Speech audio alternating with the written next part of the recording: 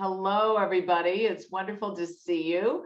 I'm Sara Kooperman, and I'm the CEO of SCW Fitness Education and the founder of the Mania conventions, WATERinMOTION, SEAT programming, which is our new active aging chair program, seatfitness.com.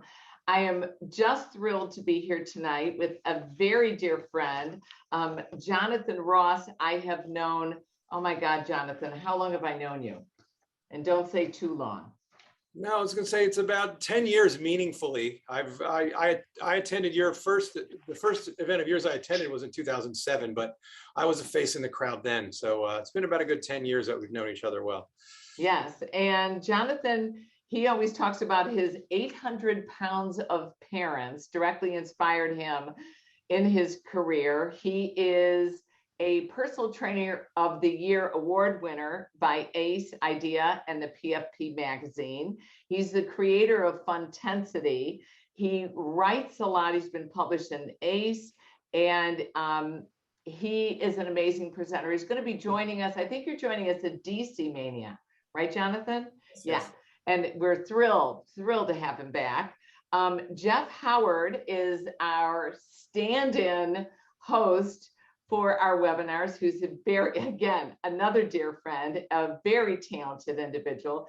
He actually started Jeff Howard's Athletes Club, and it's a wonderful streaming channel. And he also has Jeff Howard's Fitness, which is a fitness studio in Louisville, Kentucky. He's on the SCW faculty, and he leads our group fitness certification as well as our aquatic certification. And he's also led multiple others of them. And then we have the wonderful Christine Conti, who went out partying with me at Dallas Mania. I know you didn't think I'd bring that up. She is just wonderful. She is the author of our brand new chronic disease certification that I think it just launched in Dallas, which was great. Got exceptional reviews. She also serves on the MedFit Network Advisory Board, and she's the creator of Fall Proof, Fall Prevention, and Let's Face It Together, facial exercises and rehab, and Split Second Courage, which is a book that delves into powerful stories and mindsets of real life superheroes. It's going to be released in January. So we're excited today. We also have Carter Anderson, who is running our webinar tonight to keep all of us intact. We have about 139 people that are registered for this webinar. And we expect honestly, about 40 people to show up, and then we expect another 50 to watch the recording. People are a little bit zoomed out, and they love to watch the recording while they're walking or driving somewhere or babysitting or whatever they're doing. So I'm excited. We're going to be talking about brain health tonight. We have 45 minutes, so we're going to just rock and roll and jump right into it. And almost 40% of individuals over the age of 65 is affected by some sort of memory impairment. We know mental stimulation is important for our clients' brain health, but what many of us do not realize is the impact, the positive impact that exercise can have on their brain. And I'm actually going to start with you, Jonathan. You're our resident scientist right here. And how exactly does exercise affect the brain? Well, I guess getting an astronomy degree 30 years ago qualifies me as a scientist. So exercise affects the brain in two main ways. And I'm not going to put everyone to sleep by talking about the science right away. I'm going to talk about the heart of it. What it does, it changes your mood state. It changes the neurotransmitters that are firing in your brain, and it elevates your mood. And you know this, every time you even just go for a walk, you feel better when it's over. If you do a workout that you really feel good at, you just feel so much better. You feel a sense of hopefulness. You feel like your world has expanded. The opportunities in your life have expanded. That's one thing that exercise does for your brain. Of course, everyone wants to know what it does for the brain, but what it does, it changes your brain chemistry and elevates your mood. Now for the science part. It increases blood flow to the brain, which has a number of benefits. It increases the health of existing neurons. It helps you manufacture new neurons. It strengthens the connection between existing neurons, and if we do certain types of exercise, specifically high intensity interval training, it can improve things like processing speed. And if we make absolutely sure that our exercise program is complete in that it includes different types of modalities which cover the full spectrum of fitness characteristics. And I can go into detail on those, but I don't want to take too much time. If you do enough things that you have complete fitness, you by default train all the different parts of your brain as well. So it's increased blood flow to the brain, and using all the different types of fitness that we can do, ensure that you're using all of the different types of your brain that create those movements. Well, I'm going to come back, and I'm also going to ask you about the HIIT training and your reference to that. I'm going to talk to everybody on this webinar. The beauty of showing up live is if you move your mouse and you go to the left of the share screen button, which is that green button in the middle, you're going to see the chat box. I love this. Jackie already said, hello from Alabama, hello from Jersey, hello, Dawn. And we see hi peeps from Jonathan. I want you to move your mouse and know that you guys can ask questions. All right. We really do want to hear from you, and we will answer your questions. We do get to them. I thought it was really interesting that you brought up that HIIT training actually can accelerate some of the neuron. I don't know if it's a neuroplasticity or what's going on, but could you elaborate just a little bit on that, Jonathan? I promise I'll get to Christine and Jeff. Sure. And just to be clear, neuroplasticity simply means that your brain will change itself in response to new experiences. Brain's plastic. Plastic doesn't bounce back to the way it was before. If you alter it, it stays altered.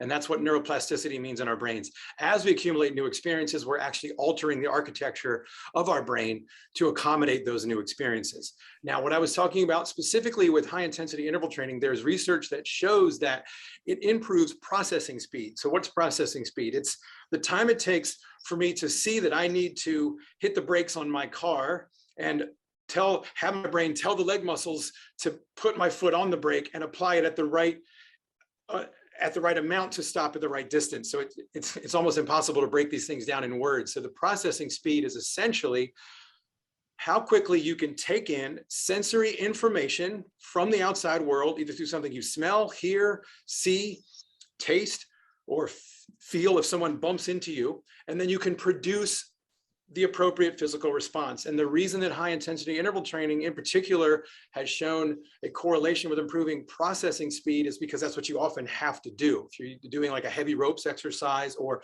someone's slamming a medicine ball, these things are happening fast enough that you actually have to process that information faster to do the exercise well. So it makes a kind of sense that it would improve processing speed. And in my own experience in particular, one of the women, when I started Funtensity 5 years ago, there was a woman who was 72 at the time she started coming. And whenever I would introduce a new exercise, which wasn't that often, I would keep the exercises the same for 2 to 3 weeks for the most part. I might tweak 1 or 2. It would take her about a month to fully master a new movement. And 4 years later, she was coming regularly. She can master a new exercise in that day, 4 sets. So we usually do 4 sets each day. It was amazing to see just the increase in processing speed in her, just anecdotally, just seeing that from the regular practicing of exercises that do challenge processing speed. And I think that high intensity interval training that requires those quick changes, we know that it affects us physically, and to hear that it affects us mentally and intellectually, that's very encouraging, and it makes perfect sense. Jeff, before we turned the camera on, you shared some personal experience, and you also talked about with your husband, the traveling and the change of environment and how that affected him. Right. So as Sara knows and the panel knows, and it's no surprise, Mark, my partner, was diagnosed with early onset dementia or Alzheimer's. We're still not sure because it's still in the testing process. And it happened fast. It happened very fast with Mark.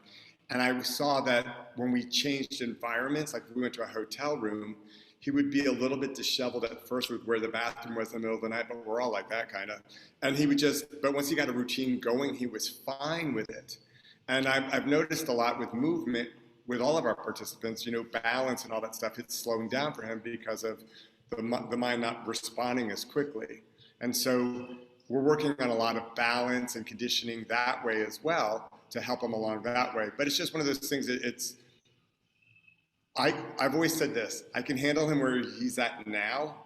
If it goes any further one way, I don't know. It's a little bit out of my realm, but I think it's amazing what you can handle as that is, if that makes sense.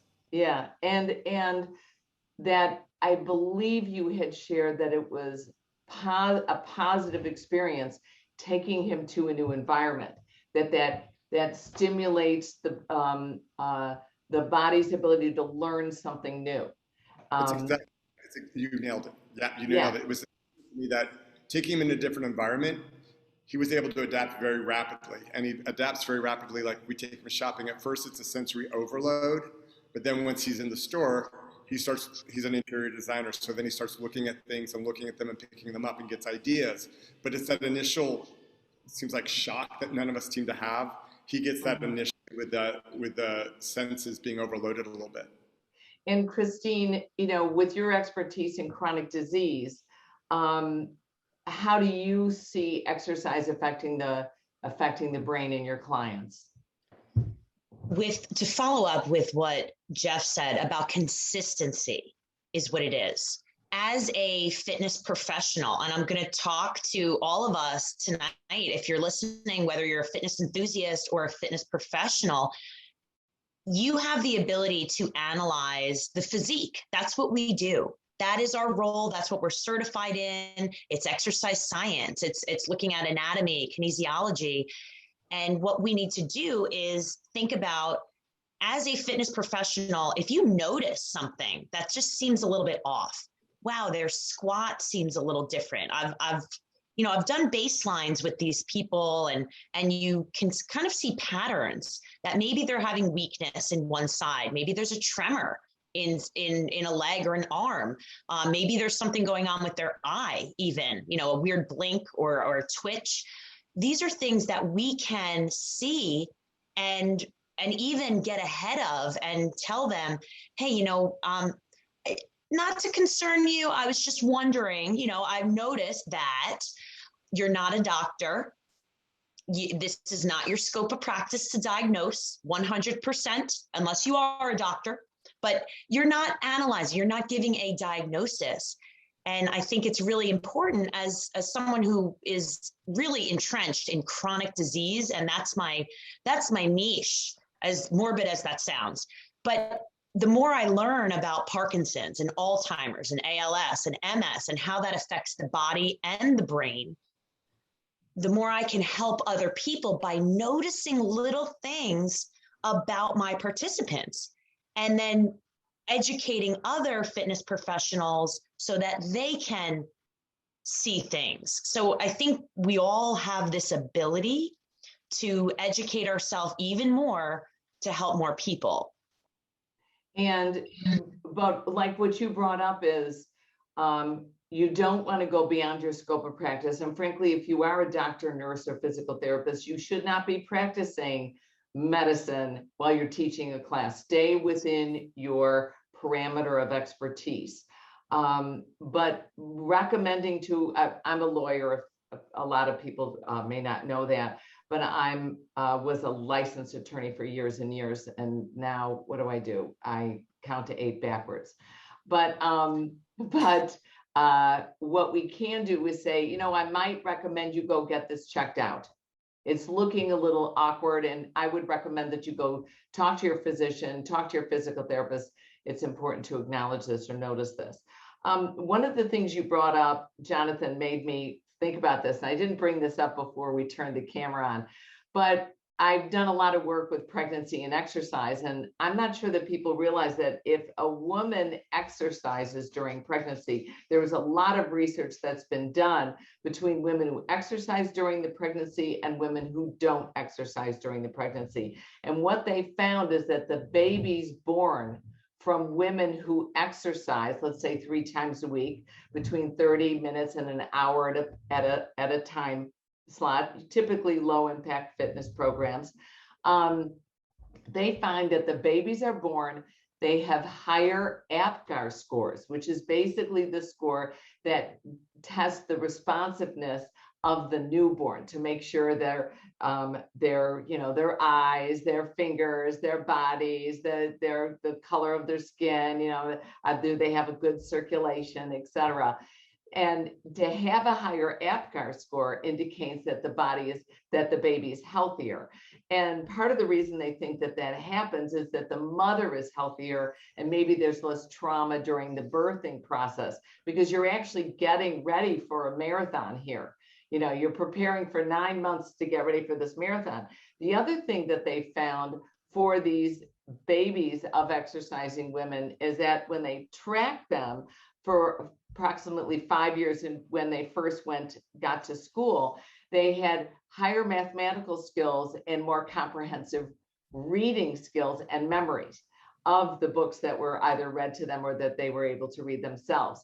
So it was really fascinating that exercise, and I never really thought of this until just now, really can affect the body's ability to build brain cells. And Jonathan, you very expertly, and I must compliment you, you did it very clearly, explain how these neurons get, I should say, built in the brain. Because I've always been under the impression that as we age, whole motor units die, which means you lose your fast twitch muscle fibers more, type 2 muscle fibers more than you will maybe the musculature that's sustaining the body.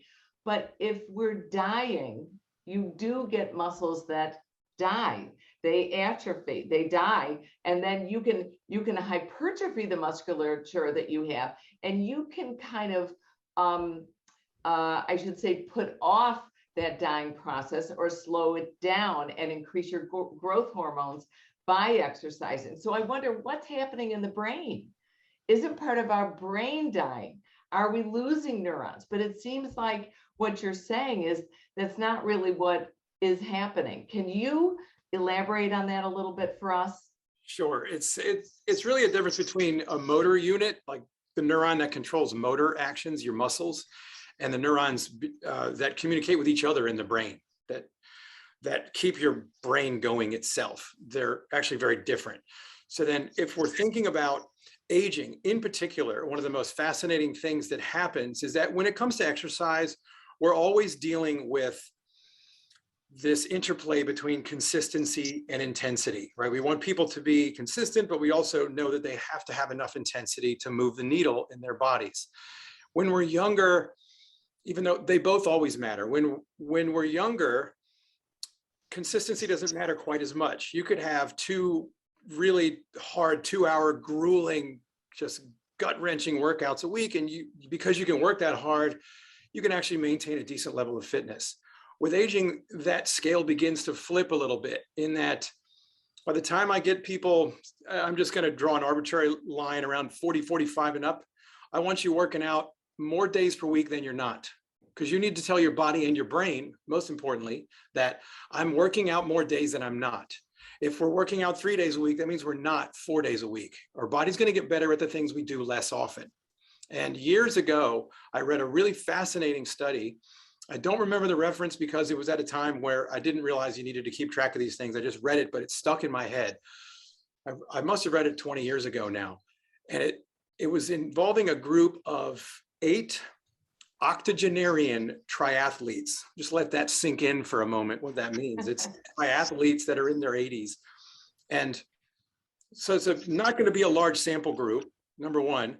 It's hard to find. Number two, they had these, they were all males in the studies. They had these guys stop exercising for 4 weeks, which I don't know how much they would have had to pay them to do that. If you're motivated enough to be a triathlete in your 80s, I think you probably need a lot of money to stop exercising. They all, by the end of the 4 weeks, they were all almost pre-diabetic. Now, what happens in the body and the brain, the minute we lose stimulus, like we know everything is specific adaptation to impose demands. We learn it with our musculature, but it also applies to our brains. It really is use it or lose it. Now, if we put this in terms of biology and the bodies that we have, and what got us here is getting up and walking on 2 legs, that made our brain work harder. Switching to a hunter-gatherer lifestyle, that made our brain work harder. even switching to agriculture, because we had to figure it out. It was a big problem-solving episode for the brain. So there's all these massive challenges to both brain and body happening simultaneously. But most interestingly, the hunter-gatherer phase is where we find what happens to us as we age. If we're in a small group, a tribe of 20 or so people, let's say I'm hunting, I'm gathering, I'm getting firewood, I'm able to climb up in trees and get the right berries and nuts that we need. So I'm contributing so that the calories that I'm consuming, I'm actually earning by my contributions physically to the tribe. The minute I stop moving enough, my body starts to go, okay, well, if you're past your reproductive years, that means you've had offspring. If you're 60, 70, 80, and you stop exercising, your genes start to go, you gotta go. And it's simply about calories, because our bodies want to keep the calories around for the next generation so we can propagate the species. Because if I'm 80 and I'm not exercising, but I'm taking all the food and the babies are starving, it's not really going to end well for us. So if I stop moving, I'm telling my brain and I'm telling my body that I'm no longer contributing. So the genetic triggers in me that are going to accelerate decline get turned up, and they accelerate. If I keep moving, however, doesn't matter how old I am, I can delay some of that, not all of it, but I delay some of it by essentially having all these genetic triggers go, look, he's moving enough that he's still contributing to the tribe, so he gets to stay around longer. And so my brain gets protected because it's fed plenty of nutrients and it's used often enough to maintain the architecture of the different brain structures. And the same thing happens with my body. Well, that makes, honestly, I know, nice, Jeff, but truly, that makes all the sense in the world. It really does. So that's very, very interesting. How, Christine, I think you do a lot of personal training. Am I correct? Or are you teaching more group programming now? Most of it is very individualized with a chronic disease population. So, okay. It's going to be smaller groups. Mm-hmm. And how do you approach the topic of brain health with your clients? Like, you can have these clients, they come to you because, oh, I want to lose 5 pounds. And you're like, stop it with the way you look. I've been trying to lose the same, 5 pounds for about 20 years. It's just there. It's around my middle. And I've had, 12 children, and that's just kind of the way it is. Actually, I've had 4 kids. But how do we convince our clients that they need to keep moving, even if they're not seeing a lot of change in their body, because it's slow, that change slows down as we age, even though it can still happen. But how do we convince them to keep exercising, for brain health? Independence. That's the one piece of advice that I give to anyone in the fitness industry. It's one thing to talk about physical. It's another thing to peel back the onion and say, what may it be like to not have your independence? You can't live alone. You can't drive. You, like Jeff was talking before about, pills and what day is it? I mean, these are very serious subjects that we're talking about. And sometimes people don't realize what could actually happen to them. And again, fitness to some people is all about being sexy. For brain health, it's all about functionality and how many, this is longevity we're talking about right now. This is not, can I fit into the jeans? This is how many, it's not about adding years to your life. It's about adding quality to those years. And sometimes it takes, it really takes that shock value of, hey, do you want to be a burden to your family, both, financially and, independent, not being able to be independent anymore. I grew up with a grandfather that had Parkinson's and a grandmother who was a quadriplegic. Seeing that loss of independence at a very early age is something that really resonates with me. And, telling them about independence and then asking them, have you had any experience with people losing their independence? Tell me about how you feel about it and how you would feel if you're going into this decline. That is very helpful. That's really great. And Jeff, if you don't mind sharing, would you share about, when you left to go for Mania and how you planned and worked with that? Well, so with Mark takes medicines, not a lot, to be honest with you. He's very healthy. I mean, his body is very, very strong, and he works out with me 5 days a week. And we do yoga on the off days, and I'm keeping him moving that way. And I see a huge gain, especially with the yoga and mind body stuff, more awareness of the body, because I think with what's happening with his brain, his coordination is just off a little bit. You know, it's funny. I'm going to digress a little bit. At first, I thought it was his vision. I thought that maybe he had cataracts. So they said, yep, he has cataracts. So I'm like, great, let's get his eyes, best lenses we can get put in there. So now I'm a firm believer in giving somebody a fighting chance. Vision got corrected.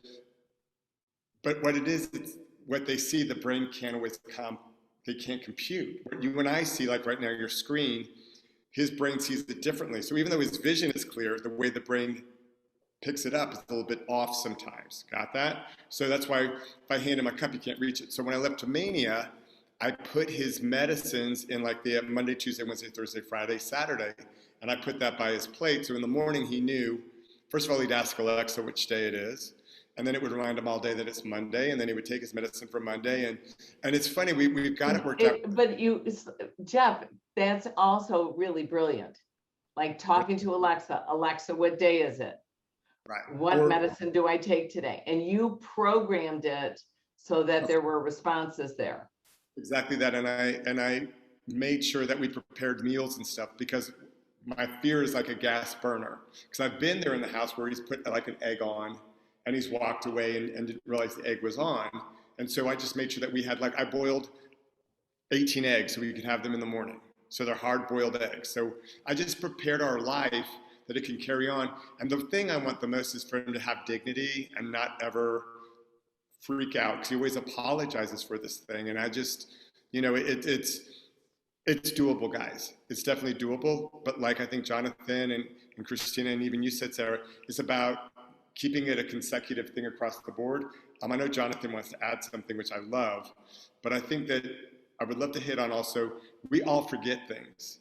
And there's a difference with us forgetting things, and Jonathan nailed it so good before we left, and then what's really going on with memory loss or dementia or Alzheimer's. And it's very different. I hope that answers your question. we were chatting about, you know, I'm sitting at my desk. You should see my desk. It's just like, I think like a file folder threw up all over my desk. It's just all over the place. And I realized, oh, I forgot something upstairs. So I walk upstairs. I go upstairs. I have no idea why I'm up there. I walk back down again. I look at my desk and go, oh yeah, that's what it was. I walk back upstairs again. I start cleaning the sink. I find an extra pair of earrings. I was very excited. I found these today. I was very excited. Walk back down, look down, go, oh, you idiot, go back up. And I got really scared. I thought, you know, I'm losing my mind here. And Jonathan, please, can you elaborate on what forgetting something is different, the different levels of that with people? Sure. But if I can go back for 1 second, because you asked Please. About how we address brain fitness with clients. And I think for everybody on this, that's probably equally relevant. There's really two answers I'll give you. One is that for maybe a small number of people, a small percentage of people that you work with, they'll be directly concerned about it just because of their age in general, or maybe they have a family member with it, or they know somebody with it, or they're getting scared that they're forgetting something. And if they are particularly expressive of an interest in brain fitness, then you can address it directly with them. You can give them specific exercises, and it doesn't have to be anything super complicated. It can be something like being in a plank and calling out the numbers 1, 2, 3, 4, where it's 1, 2, 3, and 4 for your feet, and they just lift that limb off the ground. That requires you to hear something, remember what the assignment of the letter to the limb was, and then lift a limb. That's brain fitness with physical fitness combined right there. So that if people are directly interested in that, if they express a direct interest in it, they get that exercise. And if they don't express a direct interest in it, they still get that exercise because I know it's good for their brain. And what I'll focus on with that person who maybe has expressed no interest in the brain fitness aspect of it is it's going to be fun. It's going to be a little bit challenging. It's going to make it a little bit like a game, which changes the emotional response to exercise, which gets them wanting to do it more often. So there's that answer. And then I'll go into what you would ask me to elaborate on with memory, because a good number of people that are attending this, you probably have kids, and like your kids forget where they took their jacket off. And it doesn't mean your kid's getting Alzheimer's because they can't remember where their jacket is. But somehow we get to adulthood. If we forget something, we all of a sudden, oh no, is this it? Is this the beginning of the end of my ability to remember things? And it's most often not. There's sometimes that is the case. But the way we tell the difference is that it's not forgetting where your keys are, it's forgetting what keys are for, or finding your keys in a strange place. And in Sarah's example, what I was trying to give her peace of mind about is that we have what I call a sort of a physical environment and an organism mismatch, in that we have brains and bodies that are built for a world that we don't live in. We have created a society that is optimized to be the opposite of whatever is best for our brains and bodies. And what that means is that by the time she gets back up to the bathroom, her head is a pinball machine pinging around with the 20 things she has to do next minute, next week, That's next not year. very kind, okay?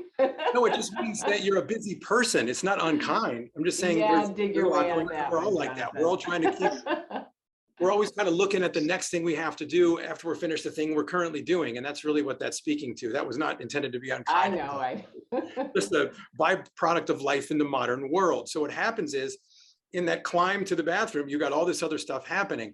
And here's another way to tell that this is the state our brains are in. They're just getting too much going on. There's too much going on from the outside world. And then in our interior world, there's too much happening. And it's too hard for us to maintain focus on one thing. What happens when we're in the shower? Oh, I've got to call so-and-so. Oh, that's right, I've got to do. And that name of the thing you couldn't remember, it pops back into your head in the shower. Why? Because all your distractions are gone in the shower. You're standing there naked with water running down you, looking at tiles, your phone's not around. There's no distractions anymore. So now your brain's doing background processing on all the stuff you've been wanting to figure out, and you figure it out. We just have a brain that is overwhelmed and trying to do too much at once. So in the journey from one floor of our house to the other and into that room, it's very easy to forget why we were going to that room. That's very astute. And that really makes a lot of sense. I play, I don't even know what it's called. I'm going to try to look and see what it's actually called. It's wordscapes, one word. And I love it. I don't know why, but I really enjoy doing it. And you find words and you get all these alphabetical letters, usually about 6 letters, and you've got to make as many words as you can out of it. And it's really fun. But I'll get close to the end, and usually what they want you to do is spend money and buy alphabetical letters. And I started like buying a lot of money because I wanted to fly through this thing. I said, no, Sarah, the idea is to really test your brain. And what I figured out was, if when I got near the end and I had too much going on and I couldn't get that last word, what I would do is I'd close the game. I'd go and I'd do, usually it was in the evening that I would play this. I was cooking, or we were watching Blacklist or some ridiculous thing that I was doing. And when I opened up Wordscapes again, and that one word was still sitting there, it would come to me immediately. And this happens, Jonathan, over and over again. And I think you're right. I think it is. I think I'm a pinball machine. The other interesting thing that happens is when you make yourself work harder to recall something, it makes the ability to recall it next time easier, because your brain goes, wow, that was really irritating, that friend that I knew from high school, or that actor in that movie, I couldn't remember it, and I know that person. If you whip out your smartphone and look it up right away, your brain knows, I can get that anytime. I'm not going to remember it as easily. So when you actually struggle a little bit to remember something, the struggle is what makes it easier for you to remember that same thing in the future. Yeah, and that's kind of encouraging because, unfortunately, life at times is filled with struggles. So what I'm wondering, I'm going to ask you this, Jeff. do you tailor your fitness programming that would, let's say when you're working with Mark, differently for him to improve his brain health? Like, have you changed his fitness regime as might have been recommended by a physician? I know you changed his diet, so I'd like to ask you about both of those things. Great question. It's actually making me teach my classes in general differently, because if I think it's good for Mark, it's probably good for everybody involved. And talking to Jonathan and Christina and yourself prior, it is good for everybody, because we're all, the brain is part of what the body does, and the brain has to tell the body what to do and how to correspond. I do a lot more with, like, I just taught a class 30 minutes ago where I had them use a yoga block as if it was a step. And I had them have to do balance and do knee repeaters and do all this other crazy stuff, but with their foot on the step. And I noticed that Mark was a little bit more unaware of, like, if I had the yoga block on the front of the right foot and then the left foot was off it, and then I would switch it, it was hard for him to catch up, but he would get it eventually. But to be honest with you, it was hard for kind of a lot of people, which made me realize I was on the right track with working with just different things, different movement patterns they're not used to. Regarding his diet, you know, the doctors for Mark immediately said we have to go on a Mediterranean diet. We have to get away from anything that is, you know, fried foods or yes, yeah, he was MC, yeah, it was, yeah. And so we've gotten away, and it's so interesting for me. When I give Mark, let's say you go and we got chicken fingers or whatever at a restaurant. The next day, Mark's says, my brain is cloudy. I'm so cloudy. And it scares him. That's when he feels scared. So I really try to keep his diet very, very organic, very simple, Mediterranean.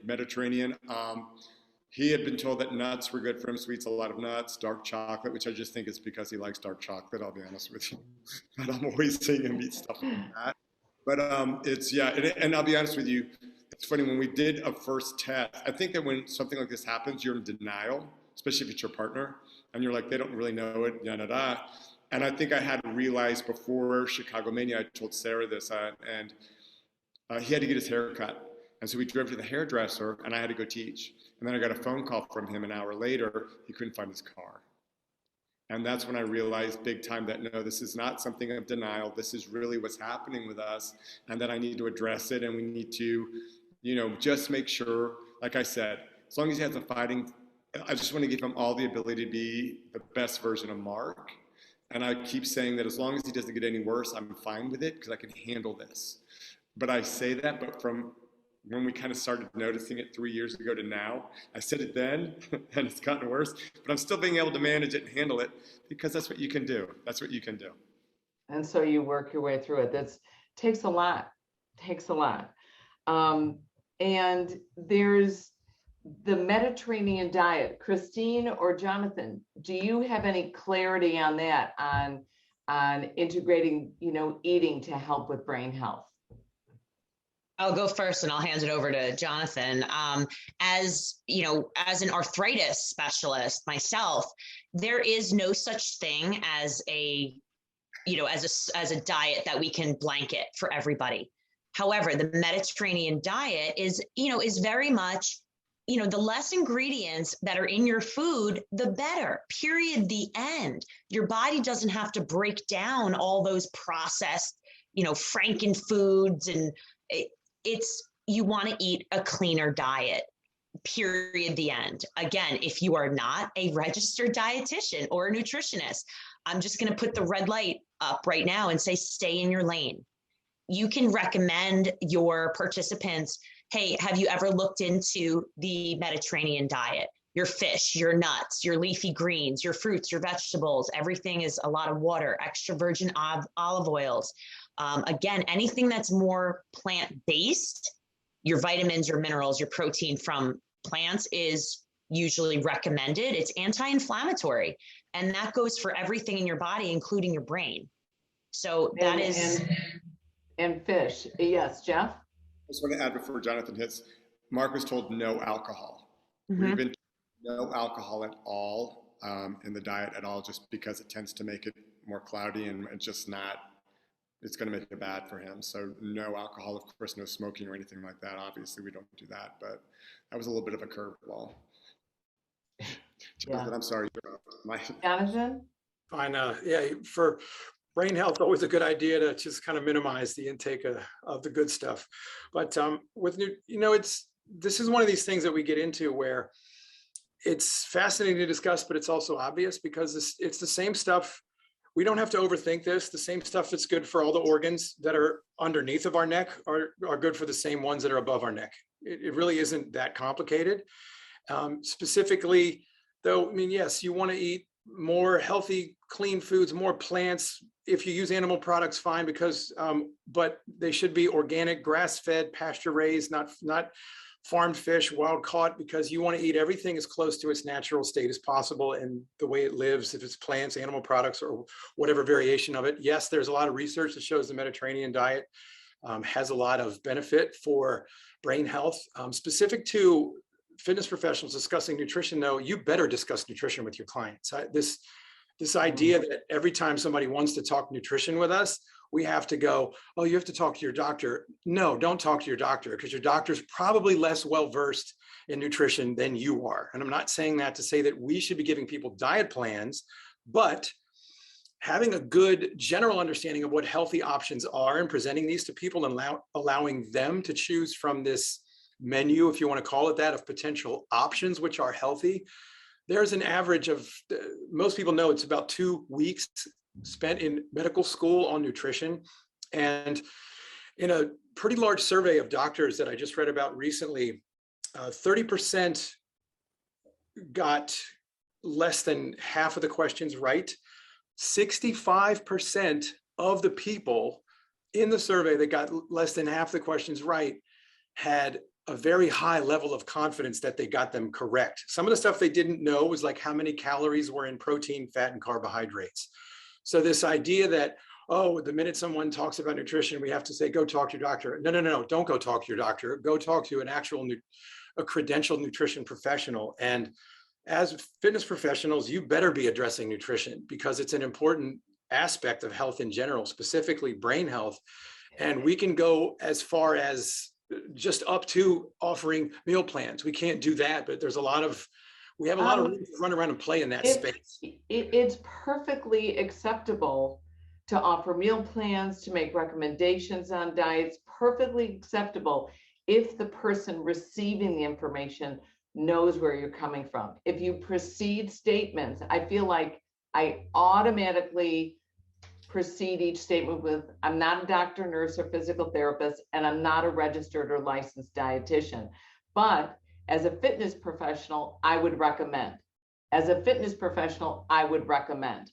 Okay. And if they know where it's coming from, it's perfectly legal. There's so many people that are out there doing lifestyle coaching.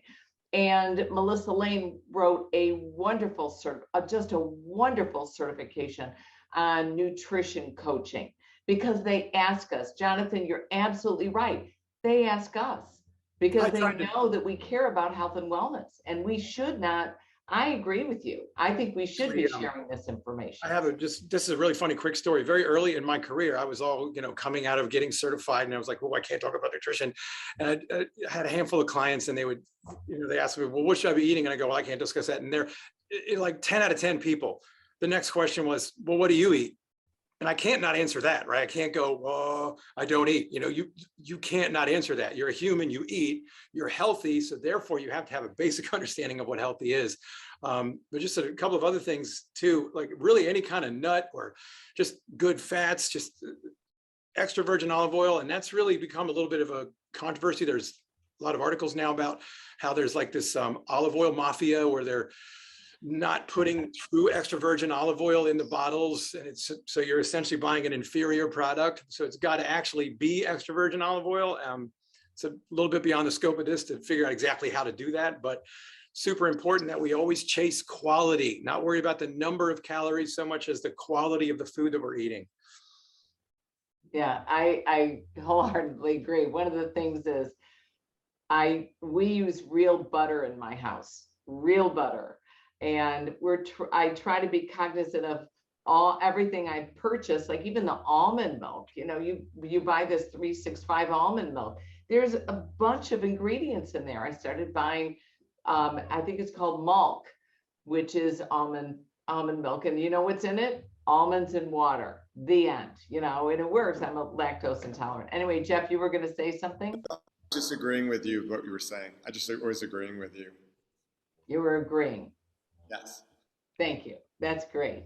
I can't even believe this, that we are out of time. I mean, this is pretty crazy. Carter, would you please allow me the ability to share the screen? And I'm going to show these guys what's going on with our Boston Mania conference. We were very excited. We had I think it was 350 people that attended Midwest Mania. We had over 450 people that attended Dallas Mania. And it's very exciting because we're really thrilled to be offering our Boston Mania coming up. And you can see, I know a lot of us have watched these videos before, but I do want to show you what's going on with our business section, because we all need to think about how we are going to operate as business people, whether we're teaching a group fitness class, a personal training class, owners, operators, and managers. So thank you guys for joining us tonight. Really, really appreciate it. Thank you, Christine. Thank you, Jonathan. Thank you, Jeffrey. I thank you, all of you, for sharing your wisdom. Jeffrey, sharing your personal story means a lot. Jonathan, we love the science. And Christine, the incredible way we can address these people and inspire them to continue on with their fitness and health and wellness quest is very encouraging. So thank you all for joining us tonight. And thank you, Carter, for doing such a fabulous job. Good night, everybody. Thank you. Night.